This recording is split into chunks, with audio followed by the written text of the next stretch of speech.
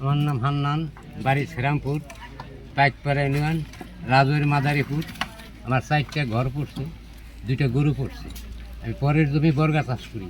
100 মনের উপর আমার জিরা চাষ হলো, কালি জিরা, ধনিয়া, গম, কলই, ধান, এগুলো ক্ষতি হয়ে গেছে। নগদ টাকা আসলো 50,000।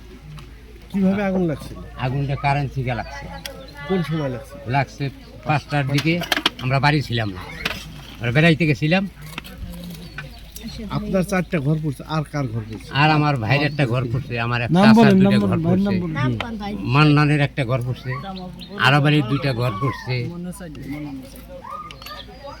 মোট কয়টা ঘর পড়ছে? মোট 3টা 4টা 10টা। আর যে গরু মারা গেছে কি বলবো? গরু মারা গেছে আমার 2টা, 2টা মারা গেছে, আর একটা চিকিৎসা চলতেছে আর কি। একটা এটা চিকিৎসা ছুললে চলতে ঠুলে লাগছে, গেছে। আমার 2টা গরু মারা গেছে, পুরগে রইছে। 2টা পুরকে ঘরের ভিতরে মারা গেছে। এখন কি অবস্থা?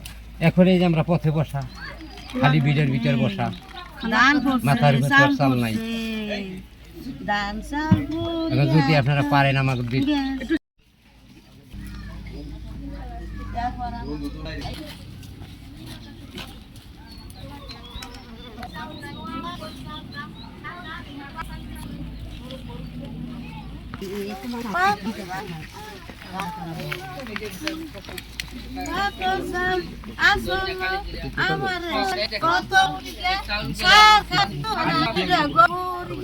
জিবলা কামড়াইয়া রয়েছে, আর একটা গণ আছে।